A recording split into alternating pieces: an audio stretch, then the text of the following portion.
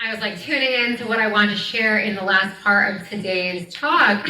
And so I have there are a couple more stories left, and we're going to do a beautiful guided journey as well. So I know I've heard from Bill that you guys are all experts at meditation. So I'm going to make sure that we have a very beautiful guided journey out the ends.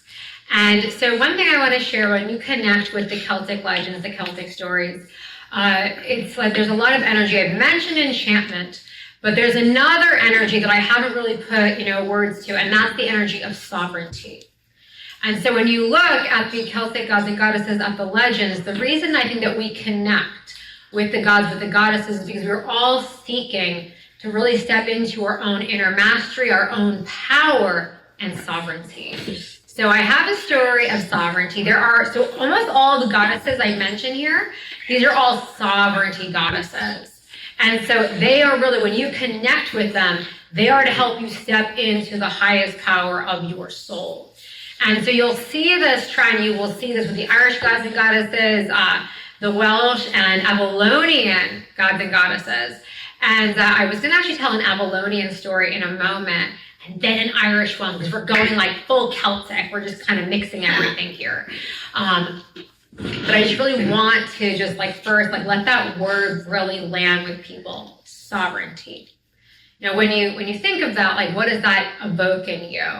And I think for different people it means different things. And I just want to share. So I'm going to talk a little about Ireland, and then I'll tell the Avalonian story that is really this Avalonian story I'm going to share with you. It's an Arthurian myth, and it's very dear to my heart. But before that, I want to give you guys some context. And so in Ireland, I mentioned that there are actually the 4 treasures of the Codadana. And so these were brought over from the Irish otherworld. And so one of the treasures of the Codadana, so I mentioned Dagda has this great cauldron of plenty, which never goes empty.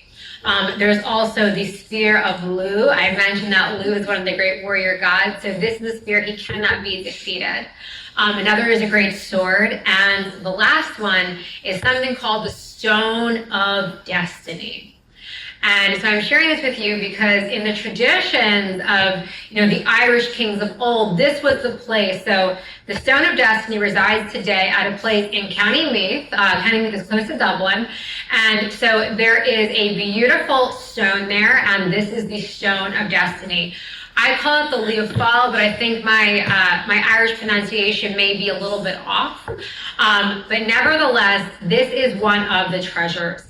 And if you connect with the Stone of Destiny, you open up to receive the highest wisdom of your own personal destiny, your own soul evolution. So I want you guys to just take a moment. We're going to go on a guided journey at the end of the lecture to the Stone of Destiny to connect. But before we do that, I want to share a little bit more about why, this site, like I said, the Stone of Destiny is at a place called the Hill of Tara in County Meath, and this is Ireland's ancient West. And so I'm sharing this because before a man could become king, it wasn't just like how he gets the crown on his head. He actually had to have initiation with the sovereignty goddess Queen Maeve. We mentioned Maeve before. And so it's interesting because Queen Maeve, if you actually look at her name, it translates to she who intoxicates. So we talked before about the energy of enchantment. So Queen Maeve, when you connect with her, the way that I really see her energy, it's almost like a flower. It's like when you see a rose and just suddenly the scent just takes you over. So that's the energy of Queen Maeve, and the kings were initiated through her at the sacred site, the Hill of Tara, with the Stone of Destiny. And so we're going to go on a journey there a little bit later, but I want to explain that the initiation the kings received from Queen Maeve, it was really important because Queen Maeve was really a goddess holding the energy of the land. So a king in the ancient Celtic tradition was married to the land. So this is something that most people don't understand because they see a king today, and there's all the politics, but in the ancient days, the king was really married to the land. He was essentially married to the goddess. It was the union of masculine and feminine. And so I share this because, so when a king was a really wonderful king, very, very admirable, the land prospered. There was great fertility, great abundance. When the king was not such a good king, when he didn't really care about his subjects, the land would wither. So I share this with you because this is actually very central to the Celtic tradition, why it was so important to have kings who were really chosen by the land itself. I want to just share that one thing that makes Ireland very powerful are also queens. I mentioned Queen Maeve, the Morrigan who I mentioned, who is the battle goddess. She was also known as the Raven Queen. So even though I'm saying a lot of the names of different kings, no, Ireland also has its fair share of queens. But what I want to share here really is, again, this energy of sovereignty. So for the king to be the sovereign leader, he must wed the land. He must have a sacred initiation through the sovereignty goddess.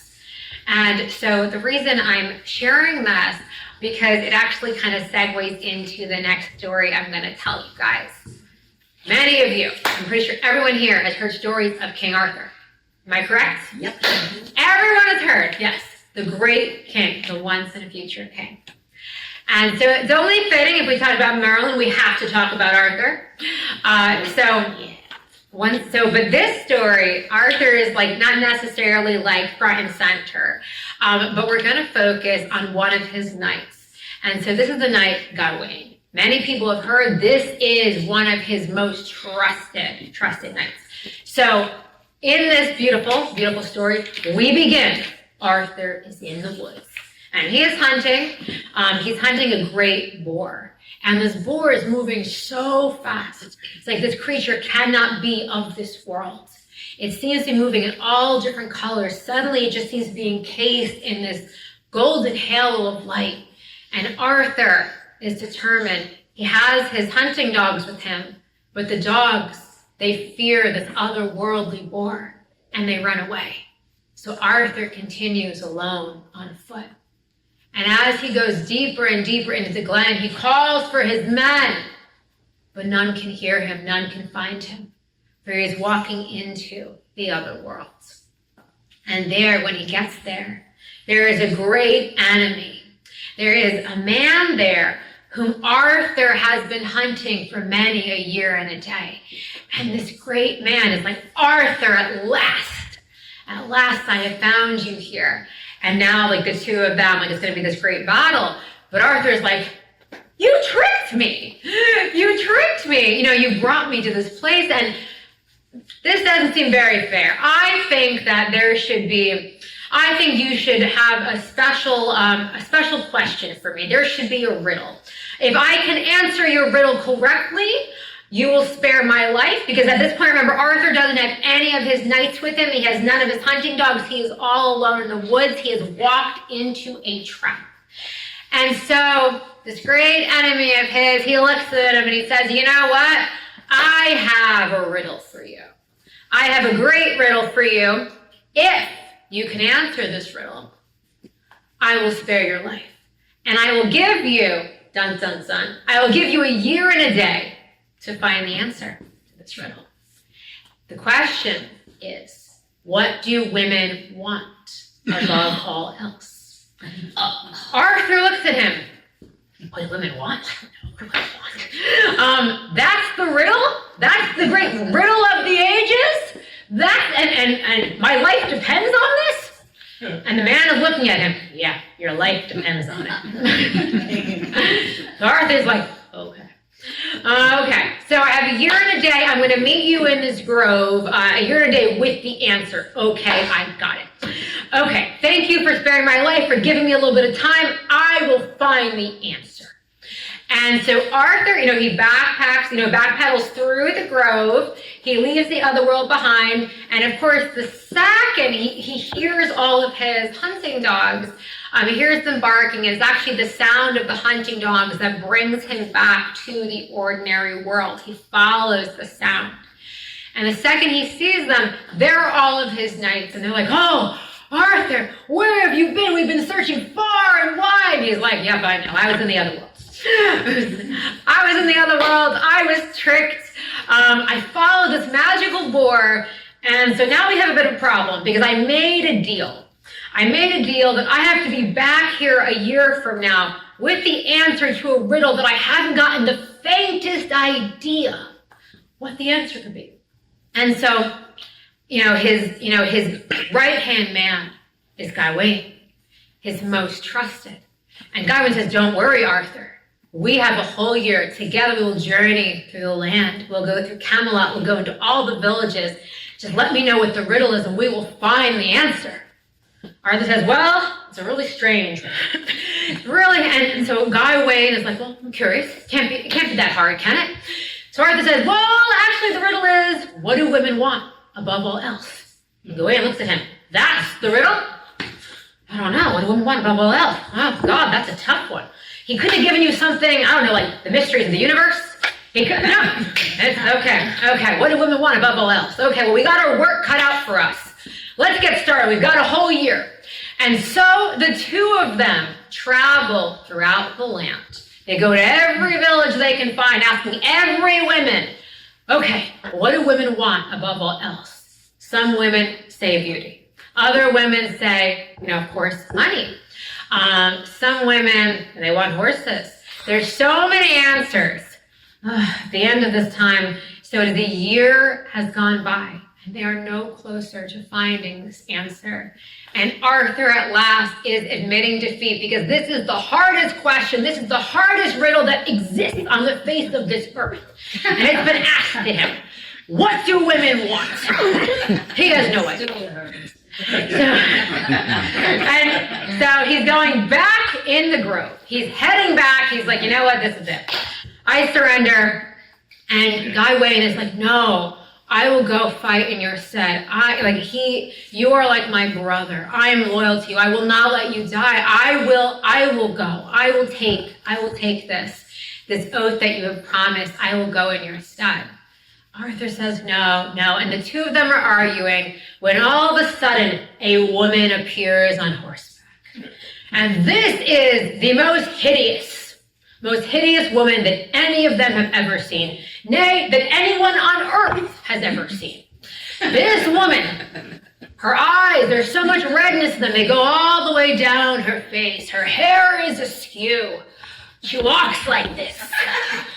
And she is up there on that horse, and she looks slightly deranged, but it's okay. Because she's found them at the exact right moment, and she calls to them, Arthur! He looks at her, I don't think I know you. Who are you? She's like, you are the great king. Yes, I know who I am, but who are you? And she says, I am Ragnell. And he says, okay, Ragnell, I'm on my way to certain doom, to certain death. Do you have something, is there something I can help you with? And so Ragnell turns to him, you have been tasked with answering a riddle. Is that not so? He says, yes, it is.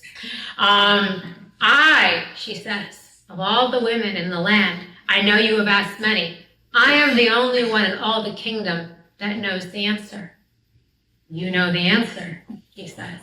Yes, but I'm not willing to part with it so easily. For me to give you the answer to this riddle, I want to marry that man next to you. I want to marry Gawain, your best knight. Gawain looks at her, what? Arthur says, and Arthur is taking her in with her hair askew and her eyes all the way down to here, the deranged look in her eyes, and he's like, Gawain, I don't know if you're like my best friend, but I don't know if I can do this with you. It's like, but Gawain says to him, Arthur, I would do anything for you.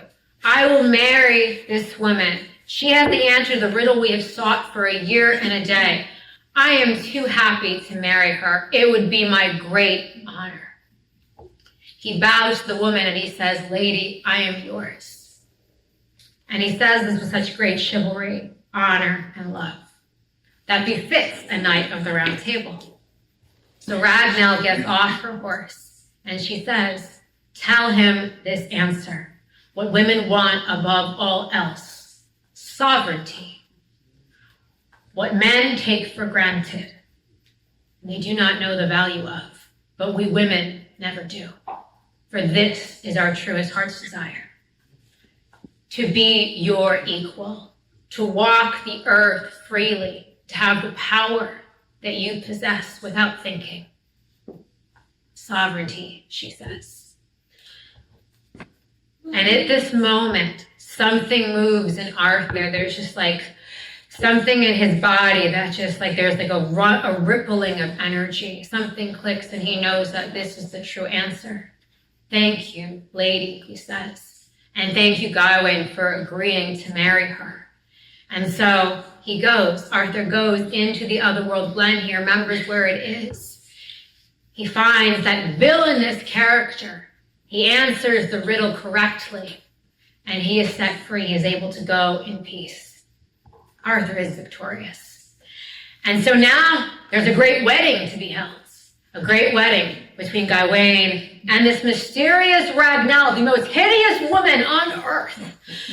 And so the wedding is had. The wedding it's all called for at once. Arthur himself presides over it, for he is the king, and he marries them right then and there. And so Gawain is, he is a very good, he's a very good man, and he is willing to do everything he's supposed to do as the bridegroom with great honor and integrity. And so it is now, the wedding is over, and Gawain and Ragnell are on their way. It is the wedding night. And so Gawain is ready to fulfill his duty as husband. He knows what is required of him on the wedding night. But he's looking at her with that still deranged look in her eyes, and he's like, it's okay, I can do this. I'm a knight. I'm a knight of the round table. I can do this. And all of a sudden, something magical happens. There is a wish of magic, a wish of energy, and Ragnell transforms into the most beautiful woman he has ever seen. Gawain's jaw drops, and he looks at her. Oh my God, who are you? What's happened? She's like, I am Ragnell, your wife, your bride. No, you're not. I know what Ragnell looks like. I met her just this morning. She has got hair all like this and askew, and she's got this deranged look in her eyes, and the way she walks, I'm not sure if she's quite human. You are the most beautiful maiden I've ever laid eyes on.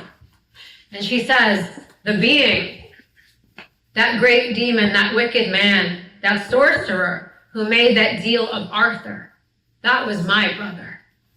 That was my brother. And he cast a spell that placed me in that form. So here is what I can offer you, she says. I am your wife, and you have a choice now. I may be like this for all the nights of our lives together. I can transform into this beauty, and I can be a crone by day, a beauty by night, but a crone by day. And I will be with you like this. Or I can be a beauty by day. I can walk with you, and you will be the envy of every man in this kingdom. But then I will take the form of a crone at night. What do you choose? It's up to you, my love. And Gawain looks at her, and he's really torn, because he's like, this is the most beautiful woman I've ever laid eyes on. I don't even know what to do. And he's like, I would be the envy of every man in the kingdom. But it's not really about me, is it? It's about her. And he looks at her and he says, lady, I cannot choose this. You must make this choice. And all of a sudden, when he says this, there's a great rustle of wind. And all of a sudden, the windows in this small cottage where they are, the windows rustle open. There's a great sputtering of magic all around her, and a sound as loud and piercing as thunder. And all at once, the spell is broken.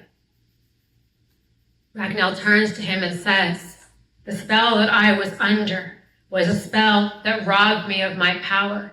You, by giving me my power back. You, by giving me my sovereignty, letting me make the choice. You have broken the spell. I will be beautiful always.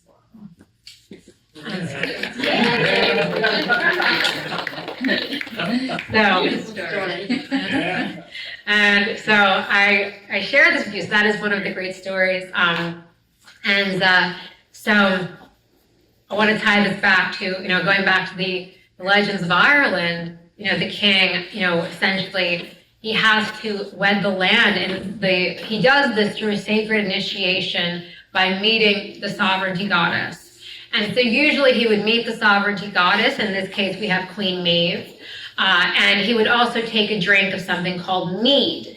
Many of you may be familiar with this. It's actually made from bees. It's made from honey. And, I feel like the bees, they're holding a lot of otherworldly power and energy. So we're going to go on not too long of a journey, but still I know that everyone here is a very experienced meditator.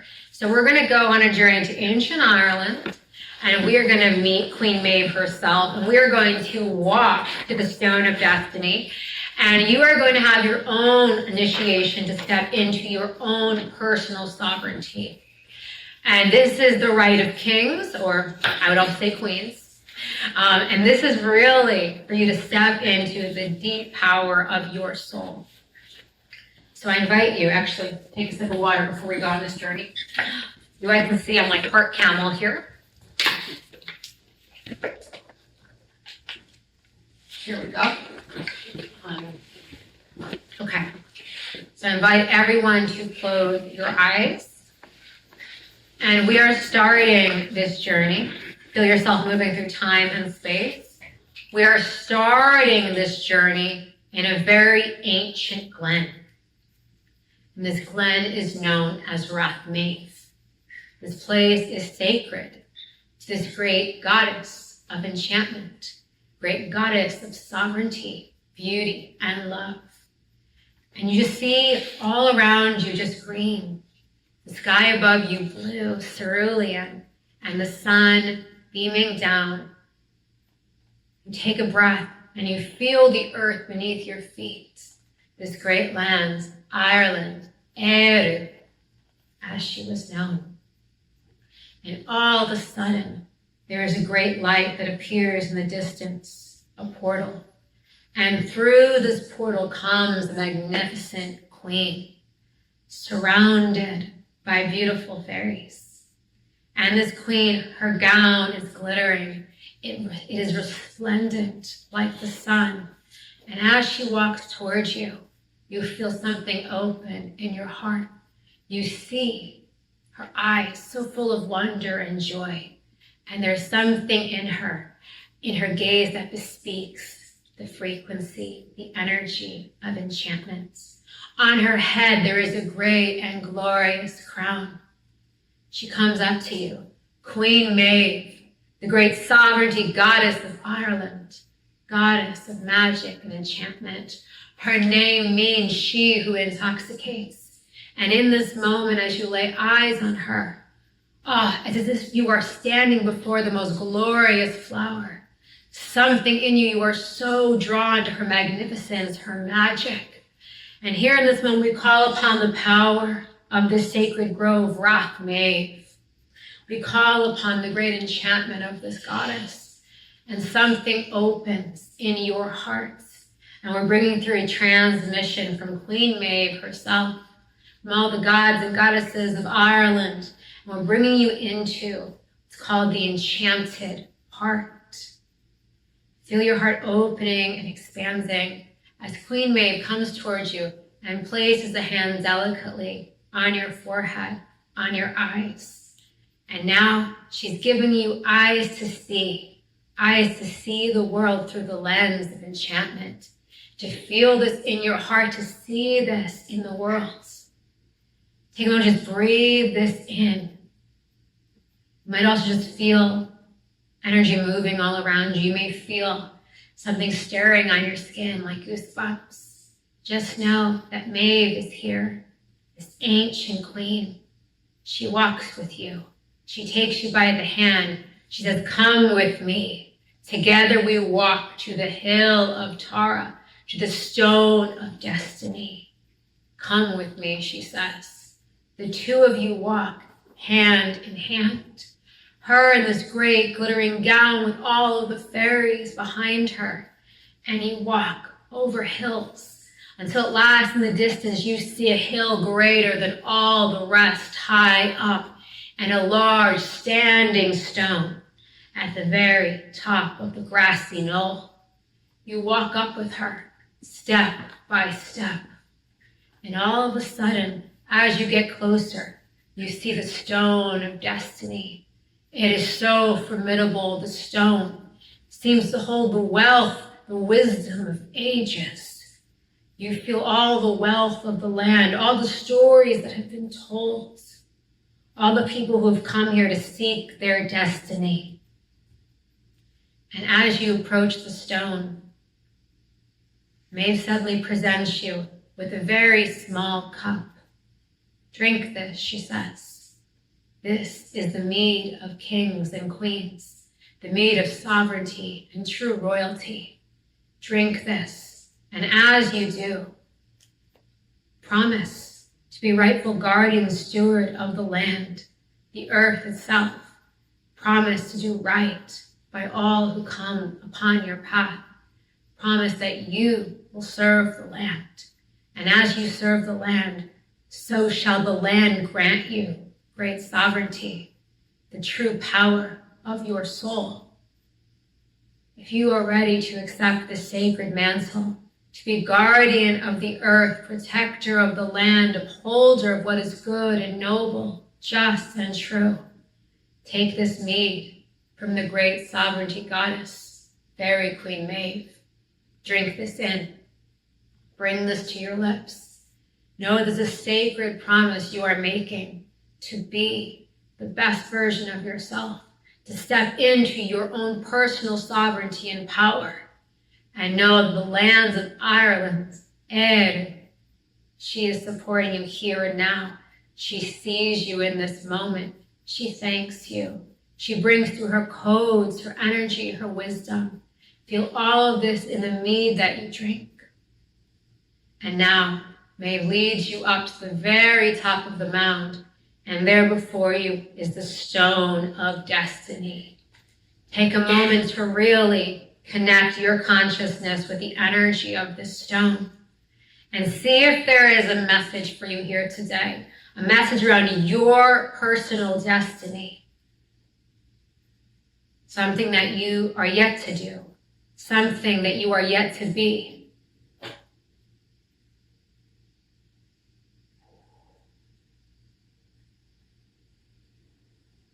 And just open heart, mind, body, and soul. Maybe you hear a message. Maybe you just feel the energy of this sacred ancient place, of the kings of old, feeling the sovereignty of the land, feeling your deep connection with the rocks, the stones, the sky, the grass, the earth. Breathe in, breathe out. And now just see if there are any final messages, whether from Queen Maeve or the stone itself.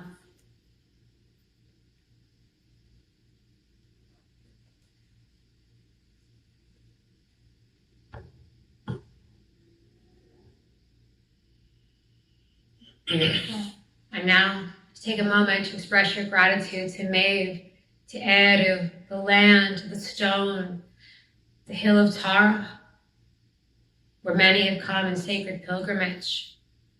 Take a moment to really feel the land here, to give your thanks. And we ask this moment to receive the blessings of Eru, the blessings of Ireland, the blessings of all the Irish gods and goddesses of Tuatha. They may guide you, help you on your destiny, your quest. And now just take one last look at this place and feel yourself transported back to the room we first began today's journey. You might want to rub your palms together, feel your feet against the floor. Really come back into this now moment. Breathe in, breathe out, and whenever you're ready, you can open your eyes.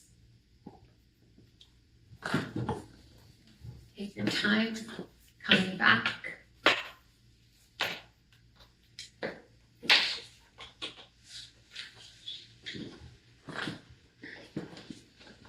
And I think we're close to the end of today's talk, but I just want to thank everyone for coming. And I just really want to extend, just like from my heart to yours, just like the love, the gratitude of also the Celtic gods and goddesses. I really feel they are so happy. Every single one of you for coming, for listening to their legends, for receiving the sacred wisdom that many have forgotten. It is through us that these stories live on. It is through us that these ancient codes, this ancient wisdom keeping, that, we share this. And even if you never tell another person anything about what you learned tonight, that wisdom, these stories are part of you now and forever. Because that's the magic of a story. You just need to hear it once, and it's part of you. It stays with you to your dying breath. And I would say even beyond that. And I can share that going back to the very, very beginning of, today's talk. I mentioned I was on that mountain and I heard a voice say, "There's another way." This was the way. It was an ancient way of remembrance, the power of stories, a divine inspiration, these ancient legends that have lived on. Even for many years when they were forgotten, they were there in the ether, lying in wait, waiting to be told again, waiting for you. And so I share this because stories are alive. They are very magical. These great gods and goddesses, they are alive. We've worked with many tonight. We've talked about the great goddess Morrigan, the battle goddess, goddess of victory. You can call upon her in moments when you need to summon your courage, your fearlessness. We've talked about Ragnell. You can call upon her for sovereignty when called upon Queen Maeve. If you are seeking to hold that energy of enchantment yourself, or you're seeking to find more enchantment in your life, to create more enchantment, call on Maeve. If you're looking for strength, call on the Dagda, call on Lu, call on Ogma. We have worked also with Cailleach and Taliesin. I call him Taliesin sometimes. The proper Welsh is Taliesin. But when I was first learning his stories, I think I mispronounced his name for about 3 or 4 years. And so when I connect with him, that is my loving nickname for him, Taliesin. And I share this. His proper pronunciation is Taliesin. But the reason I share this is that when you connect with these gods and goddesses, these beings from the past, they're not just characters. These are energies. These are divine beings that have wisdom for us, that we can have relationships with, that get to know us in a very deep, intimate, and personal level. And so you are invited, as we are closing out. I think all of us here love the magic of making a wish. And so I just really invite you, if there is something in your heart, if there is a wish, to really just invite that wish to form in your heart and offering it up to these Irish, these Celtic gods and goddesses, that they may bless this wish and with a little magic, bring it to fruition. Remember, these gods and goddesses, they are here to help us. That's why it's so important we remember them. We are creating this new world, a better world together. And I think that's all I wanted to share tonight. And also, if anyone has questions, I'm happy to answer them. But I just want to say it's been my great pleasure, privilege, and honor to meet all of you tonight. Thank you for being here with me. Thank you for hearing these stories, for hearing my personal reflections. And I feel like the most sacred thing, the most precious thing that each of us have is time. We have, only so much time here on this earth. And that we got to spend tonight together means the world to me. That you got to share in these stories that I love so very much. I am so grateful. So I just want to thank all of you. And thank you, Bill, for inviting me. Thank you so much. I know you've inspired me and all of us to reconnect with these energies. And they have, as you said, been lost. I mean, we teach them in the metaphysical center in the classes in the 13 semesters, but they're not highlighted so strongly as you did. So for me, and I know for many others, you've highlighted them and reintroduced us and reignited that energy. So thank you so much. Thank you. Guys, any questions for Elizabeth before we go? Let's just give another round of applause.